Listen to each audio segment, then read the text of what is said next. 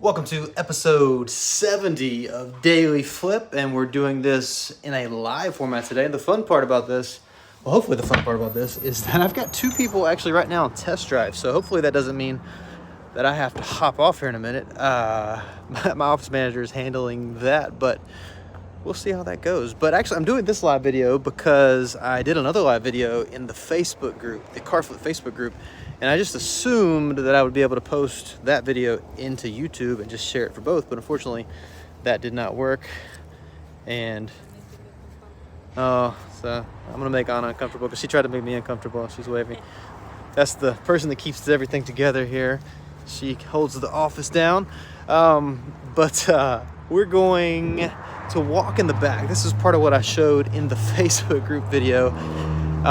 This is one of our big time areas that needs improvement, at least as far as from a car lot, from a dealership standpoint, and that's my back lot. And if you look around, all these cars in the back, all of these are cars that are waiting for something. Like this one, it's a Nissan. If you know anything about cars, you probably know that needs a transmission. Like, you can just assume pretty much any Nissan you buy, not always, but the transmissions are terrible, they're junk, they're garbage. If you can get a good deal though, it can make sense because that's not a super expensive transmission. Now, if that was, say, a Nissan Murano, some of the Altimas, they can be super expensive. That one's not terrible. This one needs some cosmetic stuff. I'll actually show you what this one needs. This one, I haven't decided if I'm going to fix this or not. I had a PDR guy that improved a crease here, but it wasn't the best fix. We removed some decals, and we unfortunately had some paint to chip off right here. So it's not ideal, but there we are. The hood, we've got a little spot here that we may end up putting a like a bug deflector here. It's, if you ever have any imperfections here, a bug deflector can be a nice cosmetic upgrade, I guess you could call it. Yes, you are hiding a defect, but you're also improving the look of the vehicle. So we may do a bug deflector here to cover that. So this one is easy. This is just cosmetics, other than it needing detailed and a seat cushion. I'll show you. Put back in here. This one had a seat that was ripped on the side, so we had that fixed.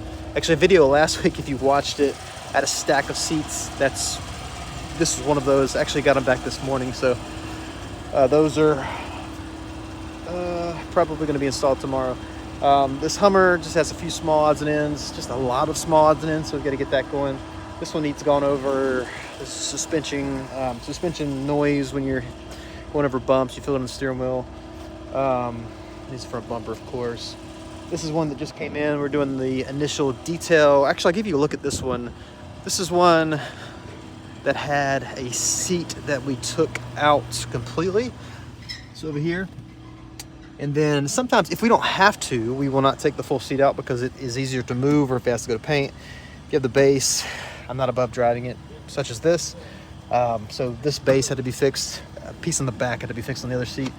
And then this is one that needs a little bit of paint work, if I'm not mistaken, here in the back.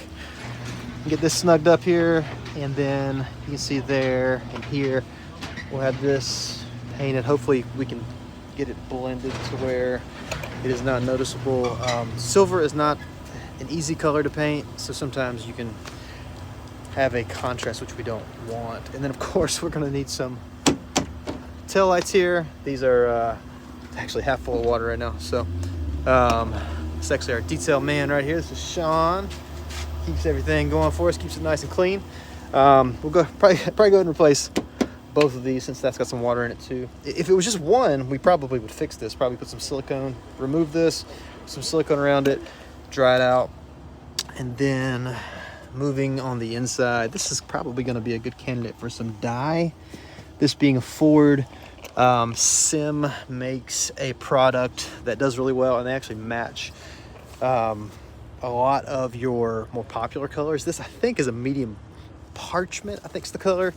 There's another that's medium prairie tan and a prairie tan, and then there's regular parchment.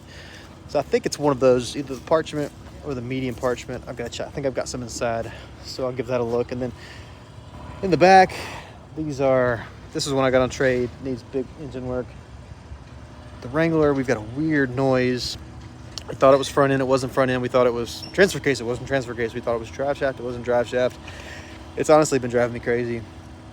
That's hopefully something that'll be done soon. And then we've got this one here. This has hail damage and had a transmission noise. This is one actually I bought at auction, and this was arbitrated. What arbitration is when you have a vehicle that is announced at auction to be in one state, and then you get it and it's in another. If it qualifies, this was a green light vehicle. It was not supposed to have any transmission issues, and I bought this online, and they actually guarantee cosmetic defects if they are of a certain magnitude. This one, if you look at all these white dots, when the arbitration inspector came out, we wanted to make sure they saw everything. So I came out and had my detail guy actually come out and dot a lot of the hail dings. And if you look on top, if I can get up here, because my door's locked, you got white dots all over the place. I'm waiting for my call back to see how they're gonna handle this, but that was unexpected, as was the transmission. So that's one that's waiting for that reason. And then we've just got, these actually are my mechanics cars here. We've got an AC issue here, cracked block, timing, engine issue. Plus, that was a fun situation where the hood blew up on the car. That's a story for another day. I wasn't driving it. Scared Anna, that you just saw a while ago, scared her to death because one of my mechanics had worked on it. Didn't tell her. Actually, I take that back. A different truck that happened to. Somebody was coming to buy it the next day. Hood blew up on the way home. We had to steal the parts off of this car to put on that car so we could still sell the car. Anyway, not fun. Weird engine noise. Needs to go to the scrapyard. I don't know why I still have it. And then I think it has a brake issue. I think it needs a master cylinder, but it's a hybrid, and I just haven't gotten into buying the part because it's not something I can buy from a local parts supplier. So that may be one I have to pick up used on eBay. The dealer couldn't even get it, which is frustrating. But all in all, it has been a good day. We actually sold one, which is a good start to the year/week for us. I don't know. And something I mentioned in the Facebook group, I'd be curious to know, for those of you that maybe are involved in a car dealership or work at a car dealership, or maybe just in flipping cars in general, do you notice a difference in traffic, say beginning and end versus middle? For me, the beginning of the month, so first week, last week, for me are slow. And I don't know why. Scientifically, I couldn't give you the reason, but that's just how it is. It seems to be. And the middle of the month for us is where we get most of our action. So today was a good start. Hopefully that's a good sign. We've got 2 people on test drives right now, which happened from making the other video that went into the Facebook group, which is interesting because I was kind of winding my day down. And then we had 2 people that had called earlier that Anna had spoke to that are here. One is looking at an Infiniti G35. It's a 2005, I think. So it's not a super high price vehicle, like a $5,500 car. Then we've got someone looking at a 2012 Jeep Wrangler Unlimited, so a 4-door. And he might have been interested in the red one. We have 6 4-doors right now. It's kind of been one of my sweet spots. I really enjoy the Wranglers, so we'll see how interested they are. They drove from about 45 minutes away. The other folks, I think they were local. But the folks on the Infiniti, and something to pay attention to, especially as you're negotiating with people, the folks on the Infiniti, this is their second time back. They came the first time, and there's some small things they saw, some little cosmetic things. The exterior is in great shape. There was a couple small things on the inside, and they were like, I don't know, maybe we'll be back. And we didn't see them for 2 weeks, almost 3. They were here before Christmas. And then they showed up today just kind of out of the blue. And what that tells me is they have looked at other cars, and they have realized that those small issues are normal, and ours was priced better, so they've come back to look at ours because the other ones weren't what they thought they were going to be. That tells me I should be able to stay right where I'm at on the price, which is it's a good competitive price. It's a 2005 G35 4-door, 160,000 miles for $5,500. It doesn't need anything that I'm aware of. It runs and drives great. The paint is in excellent shape. It's in good shape. The leather's in good shape. So that tells me I should be able to stay really close to where I'm at on price. The Wrangler, I don't know the mindset of the people. We'll have to see once they come in. So hopefully we can get 2 cars sold. I'd be happy if we just sold one, and make it a 2-car sales day for us. So if we sell 2 cars in a day, that's great.